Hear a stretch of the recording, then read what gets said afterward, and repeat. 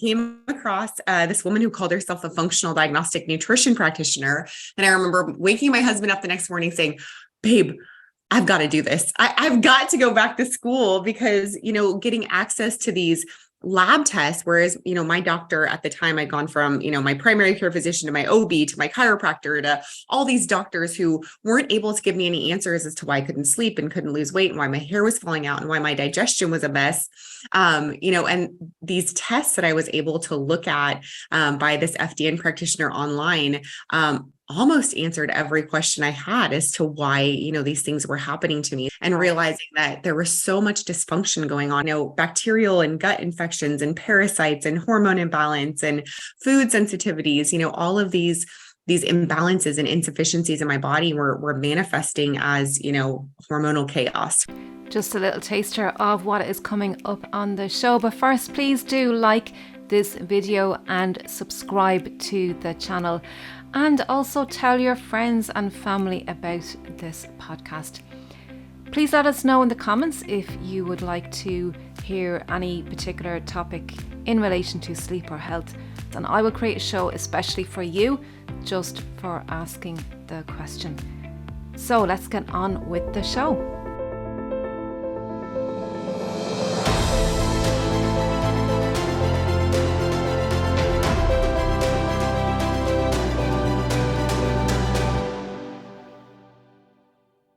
Before we start today's video, please be sure to subscribe and hit the notification bell so you don't miss out on any new videos. Welcome back, everybody, to the Empowering Family Health podcast. I cannot wait for today's topic. I have a very, very special guest and a very, very, very important topic to help empower women.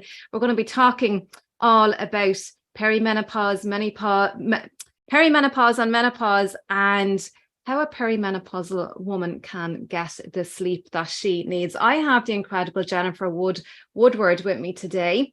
And this, folks, you really got to listen up and share this podcast out with anybody that you know who is going through menopause, perimenopause, midlife, even for the men. The men, I think, need to understand this as well. It's really important. So let me read out Jennifer's bio. So Jennifer Woodward holds a Master's of Science in Integrative Nutrition, and she's a certified functional diagnostic nutrition practitioner and a board certified functional wellness coach. Oh my God, see, we're in for a treat, lads. This is going to be incredible. She's also the executive director of the Association of Functional Diagnostic Nutrition Professionals, where she is mentored by course creator Reed Davis. And we had Reed Davis from the FDN on a couple of months ago on the podcast. So I will put the link in the show notes of the interview with Reed Davis. That was very, very empowering conversation. Jennifer is also the creator of the acclaimed FDN Business School, and she loves getting to help new FDNs thrive professionally. Jennifer was recently a quarter-long guest lecturer in graduate endocrinology at Parker University, and also completed a 3-month-long internship with Dr. Crean, I think that's what Crean and Dunstan, getting hands-on training in women's hormones. And she loves to be active with her high school sweetheart husband and 4 kids. Wonderful. So Jennifer, you are very welcome to the podcast. I am so excited to be here, Joanne. This topic and your work really is one of the nearest and dearest things to my heart. I can't wait to dive in today. It really is. It's such an important topic because, when I talk about sleep, it affects every single area of our lives, every single aspect, our relationships, the people that we, in our family, our children, and our physical, mental health, emotional health. It affects everything. So this is such an important topic, and it is something that I think we really need to be educated on as a whole, about sleep and rhythms and routine and all of that.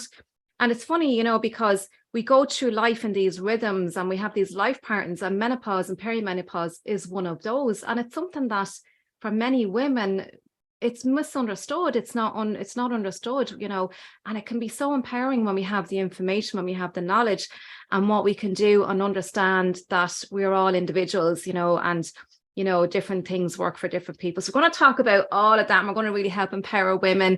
And maybe some of the men will be listening to this as well. Maybe the women will tell their men to look at this, this podcast or listen to it. They may be educated as well, because we do need support from the men in our lives as well.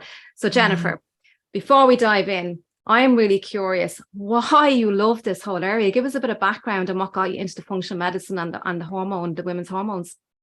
Absolutely. So yeah, as you just read my bio, I have 4 kids. I had them really close together. And so, that takes a lot out of a woman's body. And at that age, I was young when I had my kids. I didn't realize the effect that it had having 4 kids in 6 years. So my hormones just fell apart. And by hormones, I mean sleep, I mean mood and hair and weight and libido and all of, my energy, it just fell apart. And I didn't realize that strong correlation between being incredibly malnourished, having a history of over dieting and over exercising and under sleeping, coupled with having, those 4 babies in such a short period of time.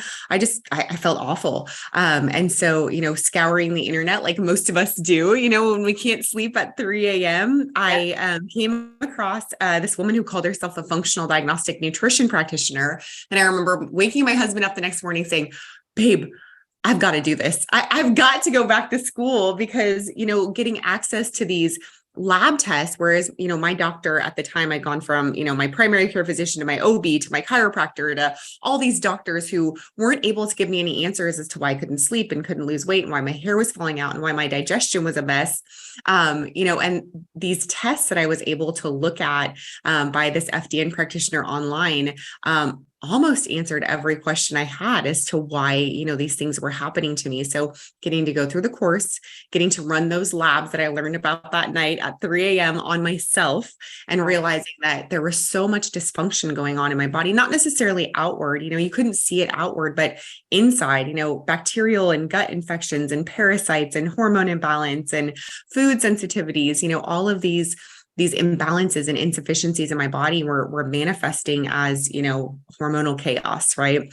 So finding those answers through running the right lab test was life-changing for me. And then getting to, incorporate that into my private practice and help other women who are going through the same issues has just been so much fun. It's been so much fun getting to do what I do. The ability to rest is the body's key to healing. Do you struggle with getting asleep at nighttime or staying asleep during the night and waking up the next morning feeling absolutely exhausted? My book, How to Get a Good Night's Sleep, is easy to understand, it's solution-based and it's packed with research to help you take back control of your night's sleep. My book is available on Amazon and it's also available on howtogetaggoodnightsleep.com. This book is also available in audio and ebook. So get your copy today and start having the best night's sleep that you've only ever dreamed of. I can really hear your passion and your desire and your drive to really share this with people, because this is really important information, and you mentioned a couple of words there. You talked about dysfunction, and many people think that when we're not feeling well, that we're ill, that we have a disease or there's something wrong or whatever, but you mentioned dysfunction. So this is about, and this is what functional medicine is all about, is the optimal functioning of our cells. And so through the course of all this learning, you uncovered, all these reasons why you weren't sleeping, why you were feeling lethargic, why you were putting on weight. And this is something that a lot of women have to deal with: the mood, the weight, and it can be, and depression as a result of all of this as well. Yes. So it's a huge sacrifice. And I think, there's a lot of toll on the women's body. And then on top of that as well, we're going through midlife. Things are changing in our lives. We could be at the top of our career. We could be, the kids could be leaving the nest now, as they say, and we could be lonely, so connection is huge. So bring us through, Jennifer, first of all, what is perimenopause and what is menopause, just so people have an understanding of what they are? Yes, it's always good to define our terms. So perimenopause is the time from about 35 years old to about 50 years old, where your body starts going through a state of hormonal flux, we call it. So estrogen levels start to swing wildly. They can be really high some months, they can be really low some months. And generally perimenopause is characterized by, lack of ovulation and thus lower progesterone levels in women. So high or low estrogen and then low progesterone. And that again it's about a 15-year period, ages 35 through 50, where that manifests, as all the things we were just talking about: mood issues, sleep issues, period problems, digestive issues. All of those start cropping up around the time that your hormones start going into this flux. Now, menopause is characterized by 12 months of not having a period. So once a woman starts skipping a period, that's a really clear indication that they're in perimenopause. Let's say, you have a period in May and then you don't have another period till, August, September, November. That's perimenopause. But then once you, lack your period in November and don't have another period at all, 12 months or more, then you're officially in menopause. Okay. So that defines it beautifully. 15 years is a long time. Oh my God. Yes. Yes, it is. I hear a lot of women, with, all sorts of symptoms. There's a lot of symptoms. So the weight gain, there's, the food thing, especially weight around the middle. Mm-hmm. And then the fatigue, and then the PMS, and then we've heavy periods, we've very light periods, migraines. So there's a lot that's going on in the body as a result of all of these. So we don't really, so what's going on, like the bigger picture, what's going on in our life and our lifestyle that, we're experiencing all these symptoms, including, so obviously this is having an impact on how we're sleeping at nighttime, but what's the big picture? What's going on? Why are we starting to really look at this now that we do have an answer and we can alleviate an awful lot of these symptoms? Yeah, I love that. And this is so eye-opening for so many women as they kind of transition like mid 30s to early 40s. There were so many things that we were able to do as younger women that catch up with us in perimenopause. So that's another, another hallmark of perimenopause, when you can't quite do the same things you could do in your 20s. So I will see in my practice, you probably see in your practice, Joanne, in our 20s, we can stay up really late. We can eat lots of sugar and drink a lot of coffee and drink a lot of alcohol. We can overstress. We've gone through school. We've gone through, maybe starting an early family. There are so many stressors in our young lives that we just kind of push and push and push. So again, the three things that I tell women are: you've underslept, you've over dieted, and you've over exercised, right? And those are stressors on the body. So we start to see those three things specifically really catch up with us, in perimenopause, where we think we can do the same things we did in our 20s, but we just can't. And not only can we not do those things, but the repercussions from, living that harder, faster, overstressed lifestyle really start to manifest in, our late 30s and early 40s. So, it affects our hormones truly. And there's a cascade of hormones that happens in the body. So we will create things like estrogen and progesterone and even testosterone. And then one of our stress hormones, cortisol, from a sufficient amount of fats and a sufficient amount of proteins, right? They're fat soluble hormones. And a lot of our neurotransmitters have an amino acid or protein backbone. So here's where that over dieting component comes in. In our 20s, we think, well, we need to be fit. We need to look good in our yoga pants. We want to lose our baby weight. And so we cut down on our calories. We cut down on our carbohydrates. We cut down on our fat and our protein in the name of, trying to be fit and look good. And so that's the over dieting piece that robs our bodies of those vital fats and vital proteins and really our vital calories. So we move into perimenopause in this undernourished state. And really kind of like a malnourished or even starving state. And we can really be eating, a sufficient number of calories or even overeating calories while under eating nutrition, right? Under eating protein. Yeah. And nourishment. Yeah.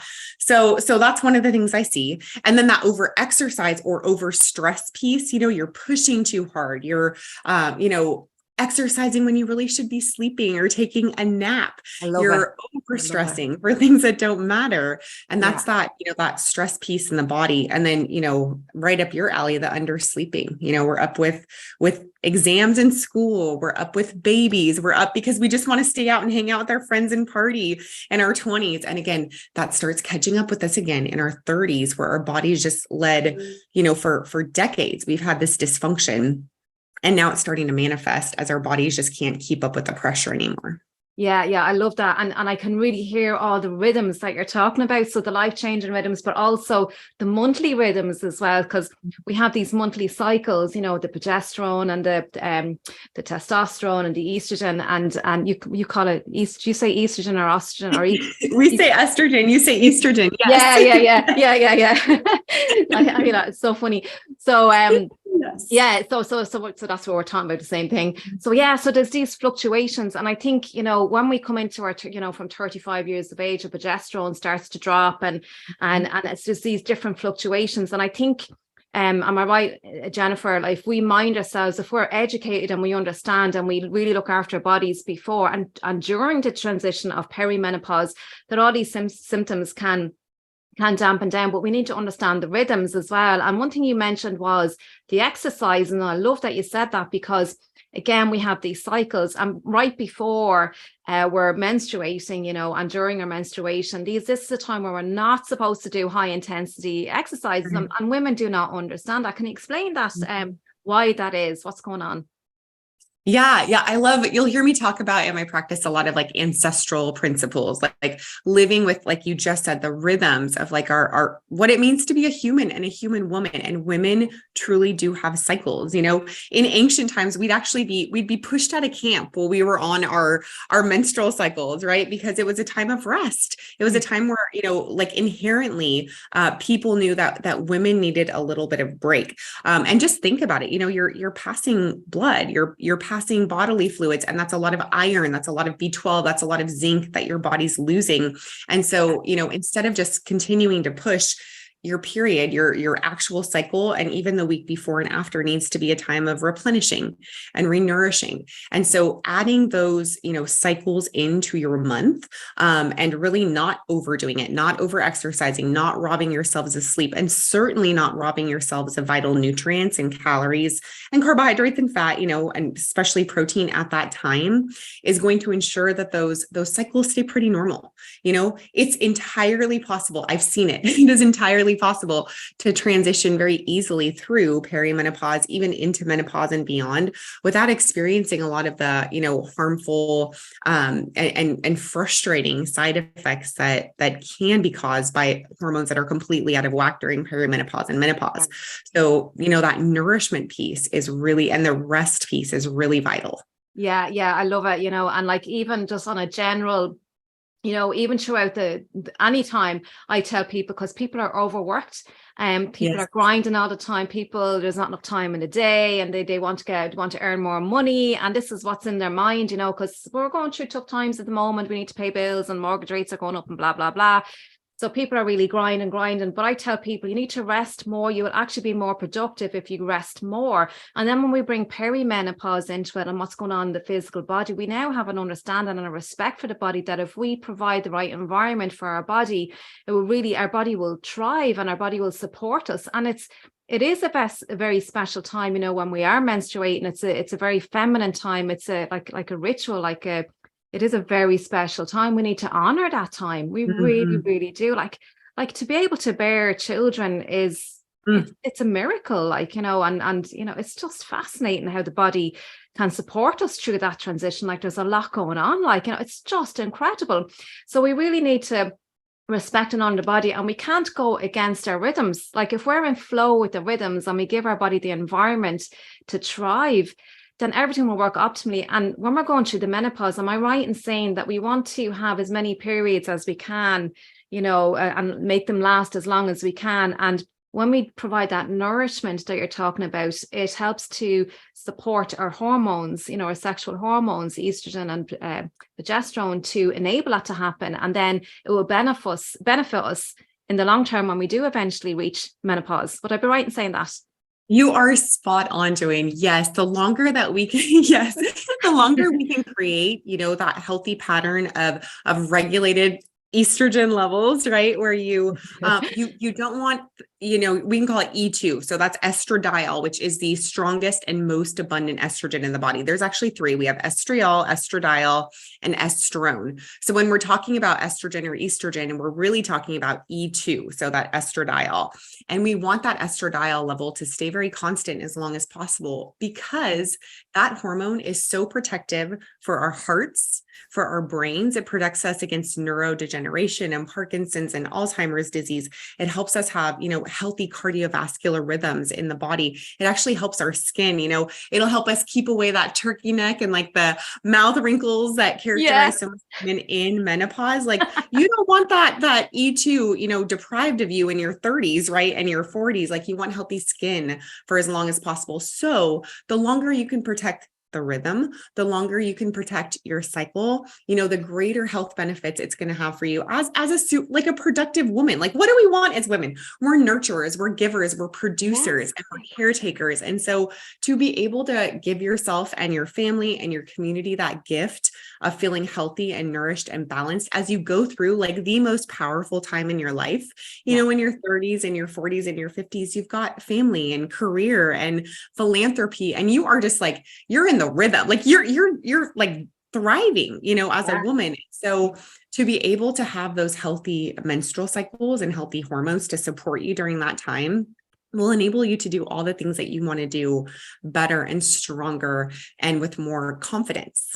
Yeah, I love it. Oh my God. And there's so many paths I want to go from here. Like, this is just incredible. You mentioned about the estrogen as well. And just, I know I'm going off a little bit, but in the brain, a lot of women suffer with brain fog and they can't remember and they're forgetting. Then they think they're getting Alzheimer's and all of this. We have all these worries and but the E2 helps, doesn't it, in the brain with all that. The women's brain age quicker than men's brain. Am I right in saying that because of this hormone? Unfortunately, yes. And again, it doesn't have to, right? We see the pattern that traditionally it does, that women do suffer from dementia and Alzheimer's and not Parkinson's necessarily, because that's more of a neurological issue, but specifically from that brain fog and then from Alzheimer's and dementia, because, those levels of E2 are degrading in the brain. So again, protecting those and how do we do that? Like that's, we say we want to, but realistically, let me give you some steps in order to do that. Remember again that, our sex hormones, our steroid hormones have a cholesterol backbone. So they are fat-bound steroid hormones, right? So for women, you should be getting between 60 and 85 grams of fat every single day. I encourage my women, you got to eat animal products. Like those are healthy, of course, like pasture raised and well cared for animal products. And we're lucky in Ireland, we have the grass-fed animals. Yeah. You are lucky. So we've good grass. Yes, I only buy Kerrygold butter, my Irish grass-fed butter. Yes.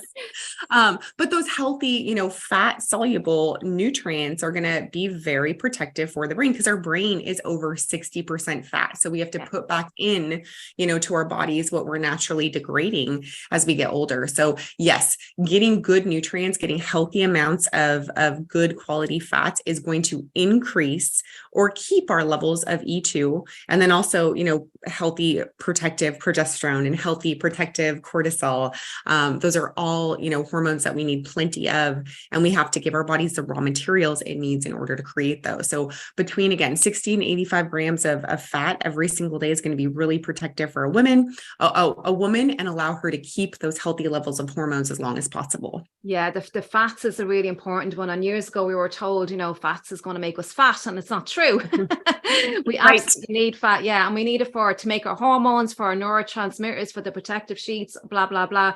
There's so many reasons why we need good fats. And I believe olive oil, I take coconut oil, the raw virgin coconut oil as well. I make protein balls. I make them protein balls. Yeah. And I put my flax seeds in there and chia seeds, all that sort of stuff. So I'm getting everything in there and I can use it as a snack or whatever. And it's good. It's, it's really good. Tell us about the, when it comes to sleep. Okay. An awful lot of people are having problems with the night sweats. Yes. What is going on there? And what, obviously it's to do with the different fluctuations in the hormones. So tell us all about that and what's going, because we, if the body heats up, it's going to wake us up, and then the cortisol is raised. Oh, blah, blah, blah. So tell us all about that. Man, if you want to make a woman miserable, give her night sweats. Like that is one of the most frustrating things that a woman can go through. So what's actually happening there? So first and foremost, it's declining levels of E2 in the body. So that is, estradiol, as it declines, it starts to set off the thermoregulation of the brain. And so the body's trying to overcompensate for these fluctuating levels or perceived fluctuating levels of body temperature. And so as estrogen declines, hot flashes tend to come on. Not only hot flashes, during the day, but then as you mentioned, those night sweats, like the dreaded night sweats. So I'll see women waking up, every hour on the hour, 6, 7, 12 times a night with these like sheet drenching night sweats. Generally, again, that's really low levels of estradiol in the body. Yeah. What do you recommend? What do you tell people to do? Obviously, is there, and I'm going to go into the blood tests and the work that you do in the functional medicine, but what do you recommend? Like, is there supplements or is there particular foods again to help keep those estrogen levels up, or what do you recommend? What do you say to people? Yes, 100%. So you actually hit it spot on. You said you're taking flax in your protein balls. That is one of my favorite foods to recommend to women for this reason. So flax is a phytoestrogen, which means chemically it looks very similar to estrogen in the body. And so it fits the same estrogen receptor site as estradiol does. This has a twofold effect on the body. Number one, it blocks the body from being exposed to too much estrogen. And remember, perimenopause is characterized by those wildly fluctuating levels of estrogen. So in your early, 30s or late 30s, early 40s, you can have way too much estrogen, and that can make you feel terrible, like PMS, heavy bleeding, clots, terrible, mood fluctuations before your period, really long periods, skip periods, all these period problems. Using something like flax to block the harmful effects of too much estrogen can be really life-changing for, that PMS week or even that period week. And then also flax can have estrogen-like properties in the body. So it's almost adaptogenic in the way that it can either block too much estrogen or function as estrogen in a body that's deficient in that E2. Yeah. That's one of the things I like. Brilliant. That's brilliant. Yeah. And the Mediterranean diet, they talk about all the plant-based foods as well, the Mediterranean diet as well. Talk to us about hormone disruptors. So, like the plastics in the bottle, all these, why we need to be mindful of estrogen dominance and how we can get this in the disruptors like chemicals. Yeah. And, as you just said, the best defense is a good offense. So we know that we are going to be exposed to all those estrogen disruptors everywhere. We have, in the United States, we've got so many chemicals that luckily your government doesn't, allow into agriculture over in Ireland and a lot of parts of, the EU. So we have a lot here in the United States, and those chemicals like atrazine and glyphosate, they do function as endocrine disruptors, meaning they look like estrogen in the body. And so you're going to see as a woman, all those symptoms that we just talked about of, crazy PMS symptoms and terrible period problems when we have those endocrine disruptors that look like, too much estrogen in the body. So those are even things like, I think you mentioned plastics and, receipts that have, that are really like filmy, right? That I go to the grocery store 2 times a week. I'm going to, my big box store once a week. So I'll say no to those, receipts, just send it to me on email. Right. A lot of our personal care products, like our shampoos and conditioners, our makeup, our lotions, darn it, that we just slather all over our skin. They can all be endocrine disruptors. But like I said, remember, like, that's normal. Like we're in society, like we live in this world and our bodies are resilient. So it's not right to be necessarily fearful of those things. It's good, as you said, to just educate your audience and educate women and men on what we can do to defend against some of those offenses. And flax is one of them. Flax is so good. Eating a healthy whole foods diet is another one. Getting tested, and maybe if you need it, supplementing with some bioidentical progesterone to offset the effects of too much estrogen. And then, maybe using a couple supplements like black cohosh for women who are in the late stages of perimenopause and menopause. That's one I love. Vitex or chasteberry is another really, regulating herb for women. Maca, white maca powder for women, black maca for men. My husband loves him some black maca, as a powerful regulator for some of those endocrine disrupting issues. Brilliant. And red clover, I have written down here, red clover, ashwagandha. You'd recommend them as well, would you? Yes, 100%. I sure do. Yes. Yeah. And another one I have written down, this is something I use for migraine headaches, is the magnesium glycinate.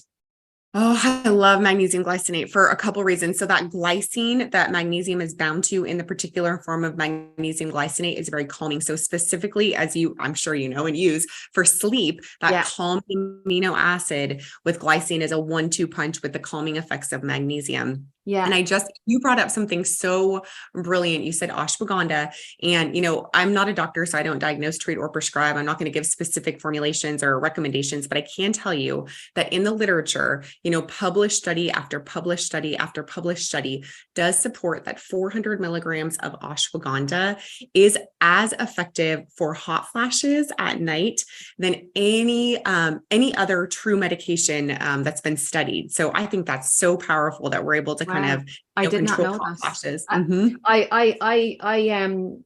Ashwagandha I use, for the stress elements, just to help calm down the nervous system, because that's what's really missing when it comes to sleeping at nighttime. Yes. And I'll talk about the cortisol melatonin cycle. That again, that's a rhythm, and the cortisol can be very high at nighttime, and this can increase our temperature and all that. But ashwagandha can help to calm the nervous system to enable the onset of sleep. So that's one reason why I would recommend. And obviously, it helps to balance out those hormones as well. Just going back very quickly to the hormone disruptors. So yes, if we can eliminate, we can't avoid toxins altogether and chemicals in our environment, but we can do a lot to reduce them and give our bodies a chance. So I think that's really important. I make my own creams. I use raw virgin coconut oil and shea butter and cocoa butter and all those wonderful things, and my vegetable oils and stuff. And I put essential oils into my geranium. Oh, I love it. All that. It's all organic. So I make it myself, and even I give it to my friends as presents. So, for Christmas and stuff, they love it. So that's something I do. And I save a fortune, because them creams you buy in the shops are expensive. Oh my God. Anyway, so, and might I say, your skin looks amazing. Oh, thank you. I love it. I have another one. So wild yam, did I mention that? Wild yam? Not yet. Yeah, wild yam, another phytoestrogen, red clover and wild yam. Those look very similar to hormones in the body. So wild yam a little bit more similar to progesterone. In fact, a lot of our over-the-counter bioidentical progesterone, creams and tinctures they do have that wild yam as, the backbone of the formulation, because it looks very similar to progesterone in the body. And, as I'm sure you've told your audience time and time again, progesterone is that really necessary hormone for relaxing and calming the body. It acts on our GABA receptors, our serotonin receptors. And so our body kind of falls back into that parasympathetic side of nervous system dominance. So you are able to, quote, rest, and digest. Yeah. And when we're experiencing stress and emotional stress and financial worries and all these things, it really robs the progesterone, doesn't it? It really robs that. And because that is a very strong dominant hormone in the body. So we need to really, again, nurture our bodies when we need to, especially when we're feeling overwhelmed. For the women, we really need to, and we deserve it. And we're not lazy when we take a rest or nap or whatever. Like, we're not lazy. Holy God, we do. And we got to acknowledge ourselves for the amazing work that we do, like, and what we take on. And we take on all the burden of all the emotional stuff going on in the family and the kids. Like, we are just incredible women. Woohoo!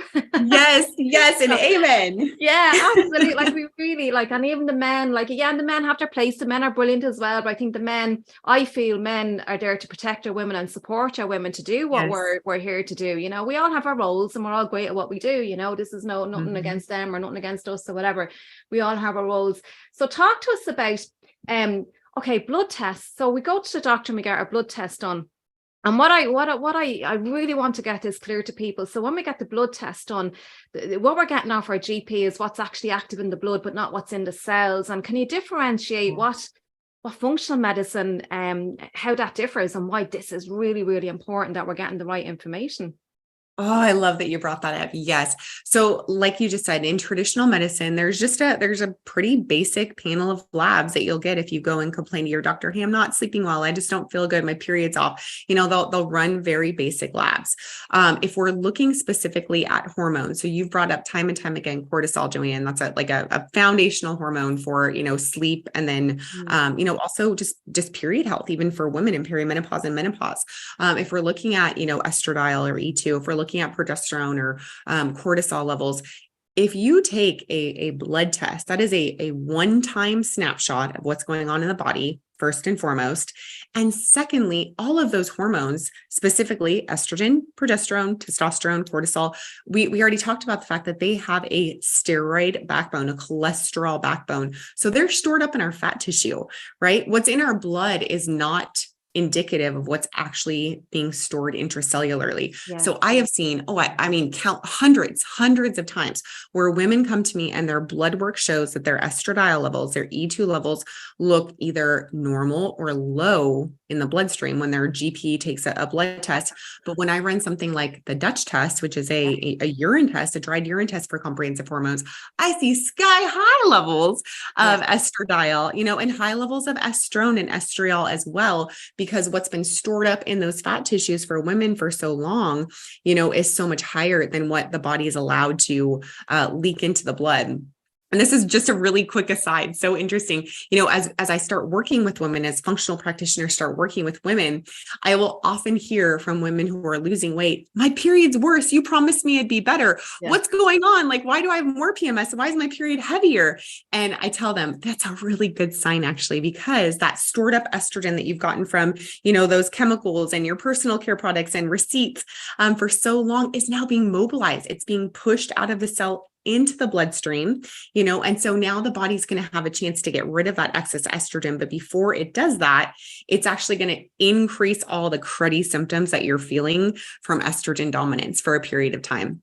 So I tell women, give it 3 cycles, 3 full menstrual cycles. It takes 100 days, for an ovarian follicle to reach maturity before you can determine whether or not you're doing what, for your cycle is working or not.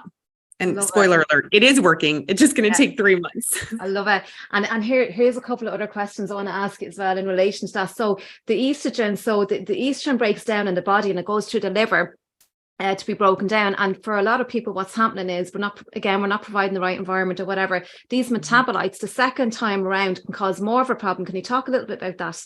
Yes. Oh gosh. And I see this all the time too. So what's happening in that first pass liver metabolism is if you have insufficient digestion, if you aren't making enough pancreatic enzymes, or if you don't have enough bile acids. So if your digestion is compromised, if your liver health is compromised, if you don't have a gallbladder, or if perhaps you have, gallstones, diagnosed or undiagnosed, because most women do have gallstones, you lack the sufficient enzymes and bile acids to continue breaking down that estrogen in the second pass liver metabolism, actually conjugate it and essentially poop it out, right? Yeah. And so what happens is your body's reuptaking all of those estrogens because you don't have enough bile acids to get rid of it. And it's compounding the effects of that estrogen dominance, or, the PMS symptoms or the heavy periods. And it's just so confusing for women.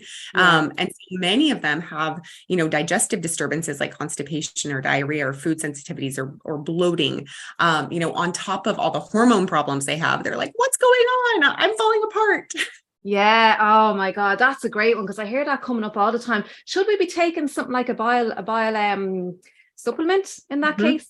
Yeah. So if you don't have a gallbladder, again, I'm not a doctor, so I don't diagnose, treat, or prescribe. I can, suggest to you look into getting some digestive support in the form of bile acids or bile acid support without a gallbladder, and if you do have a gallbladder, then we can test for some of those things, looking for bile acid insufficiency or insufficient pancreatic enzymes. And generally, most of my clients will need some digestive support. Oh, I love that. Now, talk to us about insulin. So the hormones play a role in insulin, and we can be less insulin sensitive as a result of these hormones. Because diabetes is huge, and glucose metabolism dysfunction, all that is a big thing. So talk to us a little bit about that. Yes, absolutely. So insulin is it has 2 roles in the body, right? It's the key that unlocks the cell to allow glucose to get into our muscle and our liver cells. And that's where we utilize glucose. So that sugar that we're eating, and we do need some sugar. Our bodies run on sugar, to create ATP or cellular energy. We need small amounts of carbohydrates and sugar.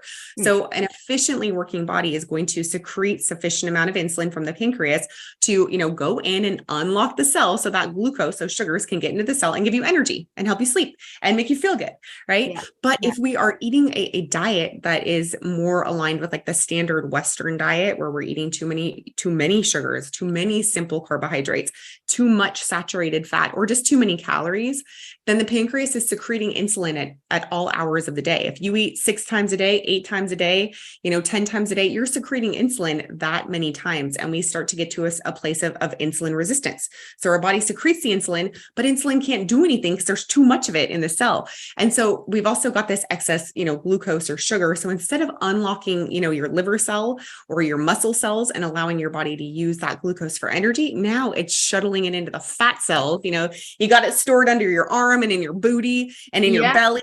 And you're like, hey, what's going on here? Yeah. But you've become, in essence, insulin resistant. And so, that's a twofold issue. As I just said, that glucose can't get into the cell. So you start lacking energy. So you start putting on weight and you start getting more tired and more exhausted. And really the genesis of that is insulin resistance. Yeah. Oh my God. There's so much in this, Jennifer, isn't there? And look, like there's a lot of information here, but it doesn't have to be overwhelming. Like, this is great news for people, that we have this information. There is something that we can do. Give us we're coming near the end, Jennifer, and I could talk to you for another hour. I think we need to get you back if that's okay. I'd love to come back. Yeah, I'd love it.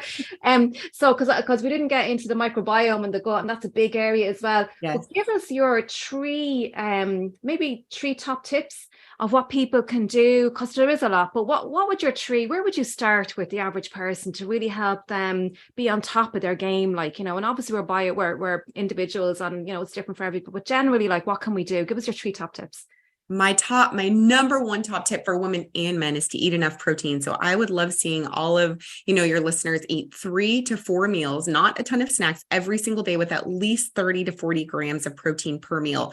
That, I promise you, will be life-changing. So good, high quality protein 3 to 4 times a day, at least 30 grams to 40 grams per meal. My second top tip is to do what you're doing, but do it outside. We know that circadian rhythm is so important. We didn't get to that, but as you've said, a good night's sleep starts first thing in the morning. You've got to get outside. So if you're doing a meeting, if you're playing with your kids, if you're reading a book, if you're on your computer, do that. Just do it outside.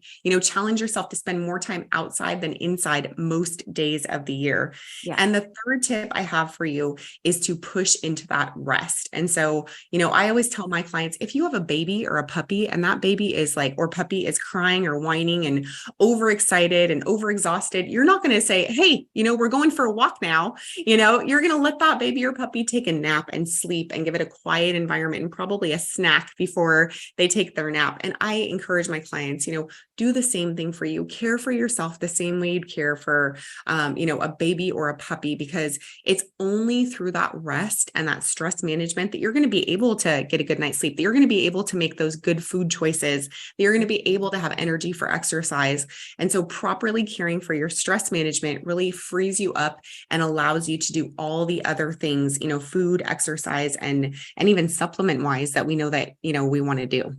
I think that everything that you just said there, Jennifer, and the stress management part, because all these factors contribute to stress, the hormone disruptors, the grind and working late and not looking after ourselves when we need to rest, and even eating the wrong foods can be very taxing on the body. And this all relates down to stress. And this is the very thing that stops us from being able to sleep at nighttime, because we mentioned cortisol and melatonin, the sleep hormone, and they work in this rhythm as well. And cortisol highest in the morning time. This is part of the cycle, and we need cortisol. People think cortisol is a stress hormone. Yeah, it is a stress hormone, but most people think it's a baddie, but we need it for our inflammation and, managing all that kind of stuff. And but it's supposed to be lower in the evening time to allow the onset of sleep. So all these things that you just mentioned relates to our stress, whether it's physical, mental, chemical. So this is all really, really important to enable our nervous system to calm down at nighttime for the onset of sleep and to balance our hormones. And our body knows exactly what to do. So again, giving it the right environment, taking plenty of rest outdoors is crucial. The daylight, the vitamin D, again, we didn't get into all of that, but this is a crucial part of everything as well. I think vitamin D is a backbone to our health as well, to be honest with you. It's huge, and we've got vitamin D receptors in our brain and everything, you know, in the sleep centers, and it's a huge part. So Jennifer, give us your website. Tell us where people can find you, and if they want to do some tests with you or have a chat with you, and just give us some details how people can get in touch. Thanks, Joanne. Yeah, I'd absolutely love to talk with you. I've got questions on hormones. So you can find me on Instagram at Jennifer_Woodward_wellness. And that's because I got hacked last year. Everywhere else, I'm Jennifer Woodward Nutrition. So my website is jenniferwoodwardnutrition.com. On Facebook, I'm Jennifer Woodward Nutrition. You can pretty much find me by just doing a Google search. And like I said, I'd love to chat with you if you have any questions on hormones. Fantastic. Great. Jennifer, give us, actually, before I ask this last question, say a big hello to Reed for us as well. And I really encourage people to watch the interview that we had with Reed. That was jam-packed, like this interview was. I think this was jam-packed, this interview.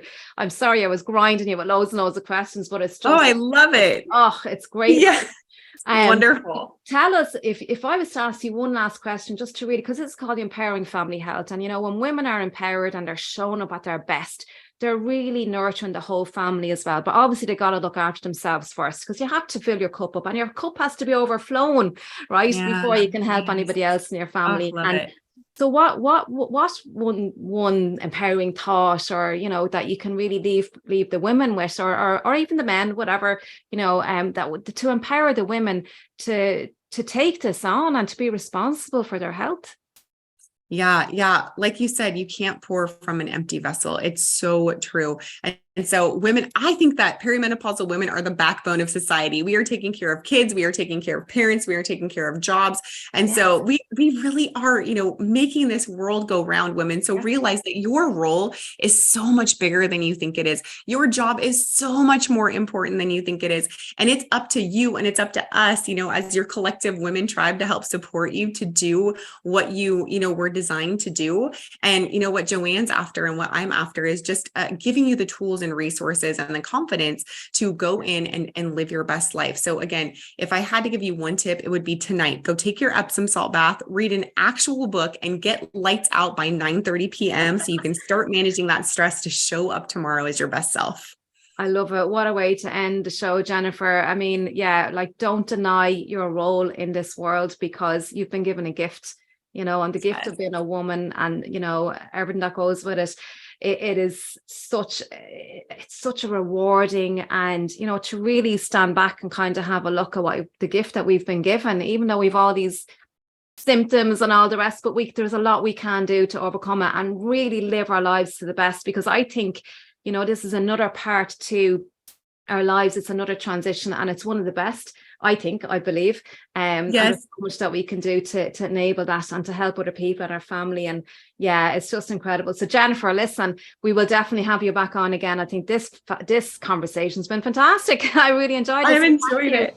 Yeah. So listen, Jennifer, thank you. Have a wonderful day. And we'll have you back on again in a few months, please God. And thank you. Have a wonderful day, Jennifer. Thank you, Joanne. Thanks for having me.